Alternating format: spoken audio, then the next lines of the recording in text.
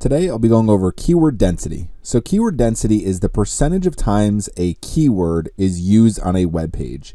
And basically what you're looking at is the number of times that a specific keyword, usually the keyword that you're targeting for a blog post, is used within that blog post, counting the title, counting the meta description, and then counting all of the content in the blog post. Now, keyword density is not the most important metric, but it is a metric used by search engines to analyze how relevant a web page is to a particular search term or keyword. So obviously you want to use your keywords naturally within a page when you are actually writing blog articles. Just to give a quick example, if the keyword is used 2 times in a 100-word article, then the keyword density is 2%. So coming over here, how to calculate keyword density, pretty simple. Take the number of times the keyword is used, divide it by the number of words in the blog post, and then multiply that by 100. It'll be represented as a percentage. So if the keyword is used 22 times in a 1,500 word blog post, we multiply that by 100.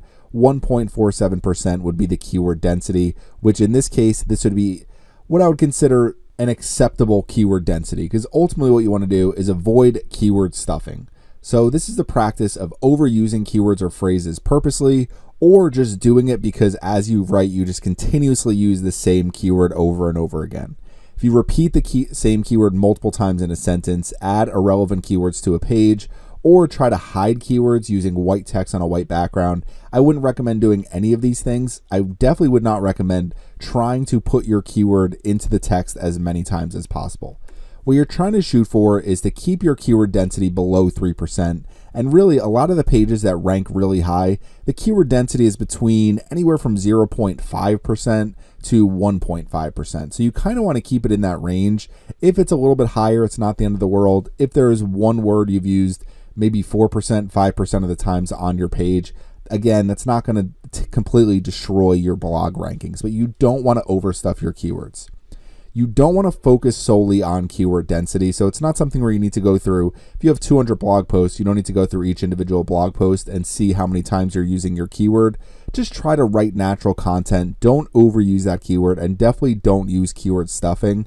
What I would highly recommend doing is using your main keyword that you're trying to rank for in the title, in the description, mention it in the first paragraph, and then definitely use that keyword in your image alt tags and some of your subheadings. Now, what you want to do instead of using the same keyword over and over is use other related phrases and use synonyms. So find other ways to actually basically use the same word, but different ways to rephrase it, different variations of that word. So let's go through a few examples here, and I'm using a tool from SEOreviewtools.com. It's the keyword density checker. It's a completely free tool to use. So if you want to check the keyword density for one of your pages, you can use this tool. We can also use search-based and see the top 10 results in Google and see the keyword density for each individual page based on one of the keywords that we enter. So I'll show you examples for both. The first example I'm going to show you is I just entered SEO tools into Google. The top 4 results were from Buffer, HubSpot, Search Engine Journal, and Ahrefs. So I went through each individual page just to go over the keyword density, and we're just going to check the keyword SEO tools. So we enter the URL here, you click You're Not a Robot, perform the check. We scroll down. Basically, it's saying there's no real errors here. So all of these keywords, SEO, free, limitations, you can see the frequency that these keywords were used. Tools was used 25 times, tool 23 times. And then 2-word phrases, SEO tools is used 8 times with a keyword density of 0.53%. Now, this is the top ranking page for the keyword SEO tools, at least when I searched it. So coming over here, showing a few more examples, HubSpot, scrolling down, we'll go right to 2-word phrases. They use SEO tools 12 times, 0.33%. So actually much lower than I would have expected. Keep coming over here. So Search Engine Journal, top free SEO tools, keyword density. So SEO used 3.63% of the time, 111 times they used SEO, 53 times they used tools, 2-word phrases. So 25 times with a keyword density of 0.82%. And then last but not least, the 4th result was Ahrefs. If we scroll down here, 1-word phrases, 2-word phrases, and SEO tools doesn't even show up in the top 10. So for all 4 of these that were actually ranking the highest, the keyword was used less than 1% in every single one.